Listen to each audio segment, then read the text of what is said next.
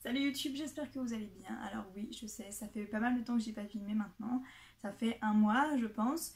Mais c'est parce que j'ai eu un mois de mai assez compliqué avec les épreuves de BTS et tout. Ensuite, j'ai pris mon mois de vacances où j'en ai profité. Et depuis hier, depuis lundi 1er juillet, en fait, je travaille.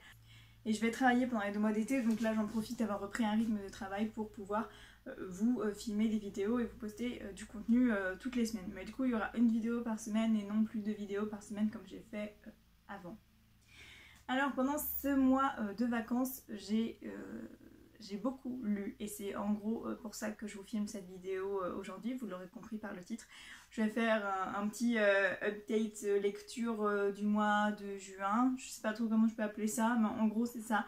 Je vais vous montrer mes lectures du mois de juin en vous donnant mon avis. J'ai lu pas mal puisque j'ai lu en tout 7 livres à peu près. Je dis environ parce qu'il y en a un que je n'ai pas fini qui est en cours de lecture et il y en a un autre que j'ai abandonné parce que je n'y arrivais pas du tout. Alors déjà je commence mal puisque je ne vais pas vous parler d'un seul livre pour la première partie mais de 2 livres puisqu'ils font tous les 2 parties d'une même saga. Donc pour regrouper un peu, je vais vous parler des 2 mêmes en même temps. Donc c'est 2 tomes de la saga Autre Monde. De la saga Autre Monde de Maxime Chatham. Alors cette saga c'est un coup de cœur, c'est un coup de cœur général je pense. J'avais entendu des avis sur cette saga il y a très longtemps quand elle est sortie, mais j'avais un peu peur parce que je pense qu'on a tous peur quand on a trop de bons avis sur un livre, on en attend beaucoup trop. Mais que ça soit sur un livre, une série ou un film, de toute façon, quand il y a beaucoup d'avis ou quand il est attendu, on a un peu des doutes, on veut qu'il y ait beaucoup de choses. Et là, je voulais vraiment beaucoup d'informations, beaucoup de détails sur l'univers, je voulais avoir un livre parfait en fait. Vu tous les commentaires qu'il y avait, c'était forcément un livre parfait que je voulais. Et j'ai pas du tout été déçue en lisant le premier tome.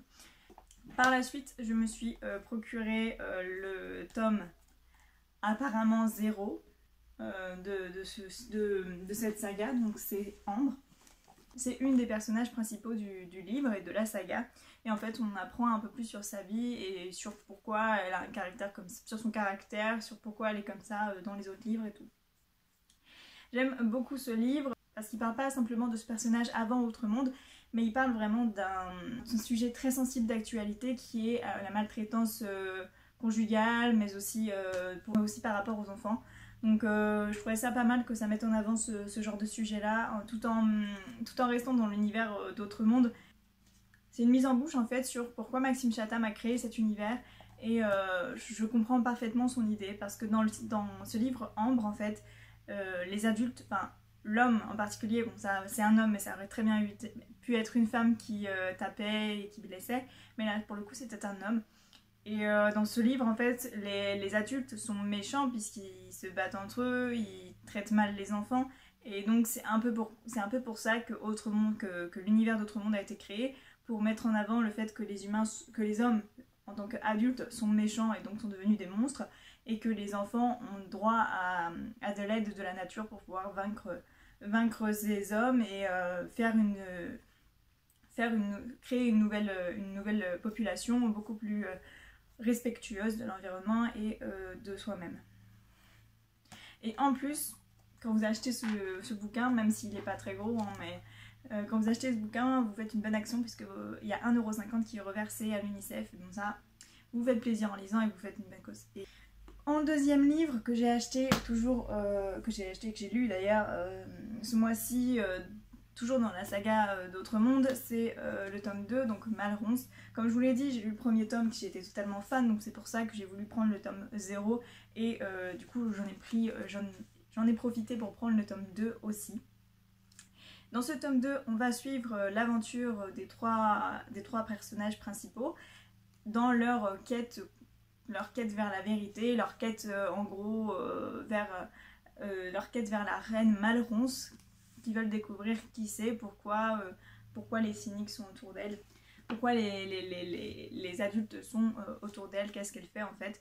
Et donc là on va peu à peu, on va suivre les personnages dans leurs rencontres, dans leurs défis, tout au long de leur épopée vers cette reine Malronce. Et j'ai hâte de lire la suite parce qu'elle promet d'être assez badass, dans le sens dans le sens où je pense qu'il y aura beaucoup plus de batailles, je sais pas, je m'attends à quelque chose où la situation va devenir un peu plus critique en fait au fil des tomes. Et je m'attends à quelque chose de vraiment badass vers les derniers tomes. Peut-être que j'en attends trop, ou peut-être que c'est ça et que je sais pas, mais on attend, on verra bien, on va lire la suite le mois prochain. Alors là, dans un tout autre registre, j'ai voulu me faire plaisir en testant une nouvelle façon de choisir ses bouquins en fait. Pour vous expliquer, en gros, j'ai été à Cultura et sur un vieux bureau au fond du magasin, il y avait plein de livres qui étaient étalés, qui étaient présentés tout simplement, entourés, emballés avec du papier craft. Donc on voyait pas les couvertures en fait, ni les résumés des livres. Et dessus, papier craft, était écrit quelques lignes pour résumer rapidement le thème principal du livre et le sujet en fait. Et donc voilà, on n'en sait pas plus, on sait pas le titre, on voit pas la couverture, on a juste un petit résumé que les libraires ont fait en lisant le livre, hein, je suppose. Et donc c'est ça qui doit nous donner envie en fait de prendre le livre et de le lire. Donc j'ai lu pas mal de résumés de pas mal de bouquins et il y en a un qui m'a intriguée plus que les autres. Je vous mettrai la petite photo ici de comment je l'ai vu et comment il était avant que je le déballe. Donc j'ai lu le résumé et ça parlait d'hôpital psychiatrique sur une île, loin de toute la terre, loin de tout le monde et de toute civilisation. Et sur cette île il y avait des prisonniers, parce que la plupart sont des meurtriers. Et il y a une dame qui était censée être prisonnière. Et il y a une dame qui s'est échappée de cette prison, sauf qu'il y a un souci, il n'y a pas d'issue en fait. Et donc ils sont à la recherche de cette femme. En gros, le résumé que j'ai lu dessus papier était comme ça. Ensuite, une fois sortie du magasin, dès sortie du magasin en fait, parce que j'ai pas pu attendre plus longtemps que ça, j'ai eu le temps de faire une photo, mais après j'ai tout de suite déballé mon bouquin telle une gamine lors de son anniversaire ou même à Noël en fait. J'étais à un niveau d'excitation là, ça m'a rendue heureuse de prendre ce livre en fait. tout ça pour déballer en fait le papier cadeau. Et donc une fois déballé, je me suis rendu compte que c'était Shutter Island de Denis Lehane. Et donc, je me suis dit, mais ça me dit quelque chose ce titre en fait. Je crois que j'en ai entendu parler, mais j'avais pas vu le film, parce qu'il y a un film qui est sorti il y a très très longtemps, parce que c'est assez vieux quand même. Je sais pas quand est-ce que ça a été écrit, mais c'est quand même vieux. Mais ils disent que le film a eu un prix en 2004, donc bon, ça doit être vers ces années-là. Et mon copain m'a dit, mais oui, Shutter Island, le film quoi, le film un peu horreur, un thriller d'horreur quoi. Et je me suis dit, ah bon ok, j'ai pas vu ce film, je connais pas l'histoire, mais on va tenter le livre et puis on verra bien. Alors au début j'ai été un peu déçue parce que c'est une matière de couverture que je déteste, je sais pas comment vous expliquer. Vous expliquer ça serait un peu compliqué, mais je pense que vous verrez sur ma photo Instagram. Mais c'est pas vraiment, j'aurais pas, franchement j'aurais jamais choisi un livre comme ça à acheter de moi-même. Donc je trouvais ça plutôt bien d'avoir pris l'idée du papier craft pour faire découvrir aux gens d'autres lectures, d'autres genres littéraires. Parce que là ça a été vraiment un énorme coup de cœur pour Shutter Island. Donc c'est un thriller, hein, donc on suit en fait ces deux policiers qui vont aller sur cette île et qui vont devoir enquêter sur la disparition de cette dame qui a tué sa famille, qui a tué ses deux enfants en fait. C'est pour ça qu'elle était rendue sur cette île. Mais le truc, c'est que, bon, en soi, on est sur une recherche, une investigation assez intéressante, assez complète. Les deux policiers se posent des questions vraiment perspicaces en fait. Et ils ont en face d'eux des gens qui essayent à tout prix de cacher quelque chose, mais on ne sait pas trop quoi. J'ai senti dès le début que les gens qui travaillaient dans cet hôpital psychiatrique étaient un peu bizarres. Et c'est à la fin qu'il se passe un truc de ouf. Et moi je pense qu'il va falloir que je relise le livre en entier pour essayer de trouver tous les indices qui font que ça se finit comme ça, parce qu'au final j'ai eu une grosse claque dans la gueule tellement que j'ai pas compris ce qui se passait. Et genre j'ai fermé le livre, j'ai fait mais what? Vraiment, mais qu'est-ce que c'est que ça? Pourquoi? Enfin, quoi? Quoi tout simplement, parce que j'étais choquée, mais choquée en mode mais j'aurais jamais cru ça. Je vais pas vous dire ce qui se passe à la fin parce que ça serait vous spoiler, et je vais essayer de ne pas vous spoiler, ça serait con parce que l'histoire entière est tellement bien et tellement fantastique que vous dire la fin ça serait non, ça serait perdre trop d'informations dans l'histoire qui fait que vous comprenez la fin. Mais honnêtement, sautez sur ce livre et si vous n'avez pas vu le film, regardez le film. Moi j'ai toujours pas regardé le film, mais je vais essayer de le faire assez rapidement pour pouvoir comparer le film et le livre. Mais je sais pas si ça peut me plaire en film parce que c'est pas non plus le genre de film que je regarde. Mais bon, à la base c'était pas le genre de livre, le genre de littérature que je lis. Donc on sait jamais, ça peut peut-être me plaire. Mais en tout cas, c'était une très très belle découverte.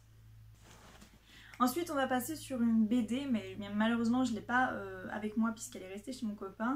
C'est la saga Frix. Je vais vous insérer la petite couverture sur le côté.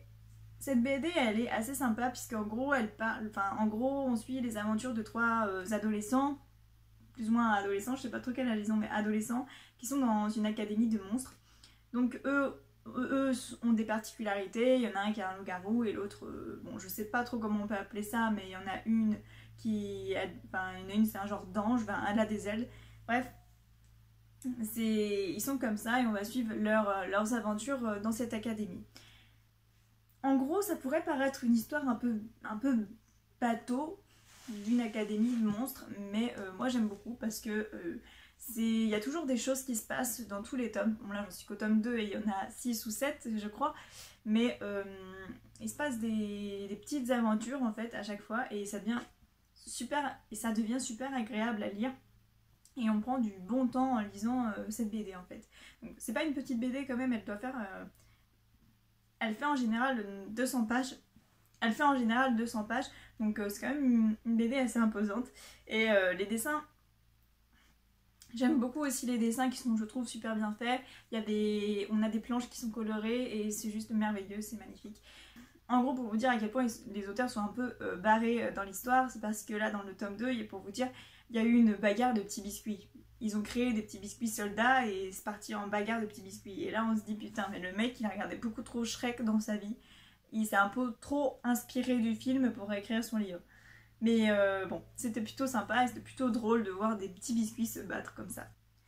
Donc je peux pas vous en dire plus sur cette BD parce que bon c'est une BD, moi je suis pas totalement fan des BD, c'est pas quelque chose que je lis régulièrement, je suis plutôt roman en fait, mais c'est vrai qu'une petite pause de temps en temps avec une lecture qui passe vite et qui est légère comme ça passe très très bien et ça fait du bien surtout. 5e livre de la liste, c'est un livre que j'ai abandonné au bout de la 100e page, je crois, vers 115 pages j'ai arrêté alors qu'il en avait 200 et quelques. J'étais presque arrivée au milieu du bouquin mais j'en pouvais plus. Je me forçais à lire et je ne pouvais plus lire une page de plus de ce bouquin. C'est Le Sorceleur, le tome 1. Donc je sais pas si vous connaissez, mais apparemment il y a un jeu sous le nom de The Witcher. Et pas mal de gens le connaissent apparemment, moi je le connaissais pas. C'est mon copain qui joue à ce jeu qui a acheté le livre, qui est d'ailleurs magnifique parce qu'il a une couverture en effet cuir en fait. Donc le livre en lui est un objet magnifique, mais l'histoire, j'arrive vraiment pas à me mettre dedans et je sais pas si un jour je le reprendrai ou pas. Pour le moment ça me tente pas du tout. Pour vous dire un peu, on suit l'histoire... je sais même pas comment il s'appelle le mec, j'ai complètement oublié les noms tellement qu'ils avaient des noms bizarres. Mais on suit l'histoire d'un mec qui a pour but, qui est un sorceleur et qui a pour but de normalement tuer les gens, tuer les monstres qui peuplent le village. Mais lui, il en fait un peu, mais ce sorceleur-là, il en fait un peu qu'à sa tête et bon, il essaie de trouver des solutions pour éviter de tuer les gens. Le fond de l'histoire, je trouvais sympa et je trouvais ça extrêmement dommage la façon dont c'était écrit. Alors je sais qu'il y en a qui apprécient, mais à ce que j'ai lu comme commentaire, soit ça passe, soit ça casse. Bon, avec moi ça a cassé, mais bon tant pis. Avec mon copain, ça a passé. C'est écrit sous forme de nouvelles. Donc en fait chaque chapitre est une histoire différente et c'est toujours le même univers, mais c'est avec des personnages différents à chaque chapitre. Et en fait moi ça m'a perdu. Ça m'a perdu d'avoir autant de personnages et du coup je ne savais plus dans quelle ville on était, avec quel personnage. À part le sorceleur qui restait toujours le même, je comprenais pas les histoires, j'arrivais pas à identifier l'univers où ils étaient à chaque chapitre en fait. J'étais complètement perdue. Le dernier vrai livre que j'ai lu ce mois-ci, ça a été Les Chroniques du Monde Émergé, le tome 2. Donc je l'ai toujours pas avec moi, mais je vais vous insérer aussi une petite image de la couverture. Donc c'est le tome 2 d'une trilogie qui s'appelle Les Chroniques du Monde Émergé, tout simplement. Et là, le tome 2 était la mission de Sénart. J'ai beaucoup apprécié ce tome-ci parce que dans le premier tome, pour vous décrire très rapidement ce qui s'est passé dans le premier tome, on suivait surtout l'aventure de Niall, donc la fille demi-elfe qui se bat tout simplement pour la liberté, pour sauver son peuple qui a été tué lors d'une guerre, bref, tout ça. Si vous voulez, je vous mettrai aussi le résumé du premier tome sur le côté. Mais en ce qui concerne du coup le second tome des Chroniques du Monde Émergé, on était beaucoup plus... on a suivi en fait l'aventure de Sénart, donc un des amis proches de Niall. Et donc on a suivi son périple à travers le monde émergé pour aller jusqu'au monde submergé en fait, auquel il doit se rallier. Et donc dans cette histoire, il va traverser tout le monde émergé et on va le suivre durant ses péripéties. D'un autre côté, il y a certains chapitres où on va suivre aussi l'histoire de Niall qui devient ce qu'elle a toujours voulu être, donc guerrier du dragon. Mais en gros, on suit aussi son ascension à travers les cours et tout ça, et ses missions de guerre. Donc c'est sympa. En fait, on en apprend davantage sur les deux personnages, j'ai trouvé ça assez intéressant, et ça faisait une mise en bouche sur le troisième tome qui, à mon avis, va sentir la bagarre à plein nez. Mais j'en sais rien, et je sais qu'après il y a d'autres parties en fait des chroniques. Il y a les chroniques du monde émergé, il y a les guerres du monde émergé, il y a un autre truc, mais je sais plus ce que c'est le troisième. Et ça va toujours par 3 livres, je crois. Bref, je lirai la suite et je vous en dirai des nouvelles. Mais en tout cas, c'est une saga que j'aime beaucoup aussi. Elle est un peu plus jeunesse que Autre Monde, évidemment, puisque Autre Monde c'est plus du post-apocalyptique, tandis que les chroniques c'est plus du fantastique, fantasy, ouais, ce genre-là un peu. Du fantastique fantasy en fait. Donc, le style d'écriture est fait un peu plus pour les enfants, je pense. Il n'y a pas de mots compliqués. C'est vraiment agréable à lire, c'est fluide, c'est sympa. Moi j'ai beaucoup aimé et j'aime toujours autant d'ailleurs. Et donc j'ai hâte de lire la suite. Pour le dernier livre que je n'ai pas vraiment fini et que j'ai commencé, on va dire, c'est Les Terres Inconnues, donc le tome 1 de Amiceum, écrit par Mae Larson. Donc là je l'ai en grand format et il est super gros, super épais aussi. Je sais pas combien de pages il fait, mais je crois que c'est 500 et quelques pages, un peu plus de 500 pages. Il est très très gros. Mais je trouve magnifique, regardez cette couverture, je la trouve magnifique. Elle est super belle. Et en fait l'histoire en fait avec ce livre, elle est un peu... pas commune en fait, parce que j'ai suivi l'auteur sur Instagram lorsqu'il l'écrivait, donc on voyait, il mettait pas mal de photos et de posts Insta sur son écriture, son avancée et tout ça, et il a même fait des votes pour la couverture et j'ai voté pour celle-ci d'ailleurs.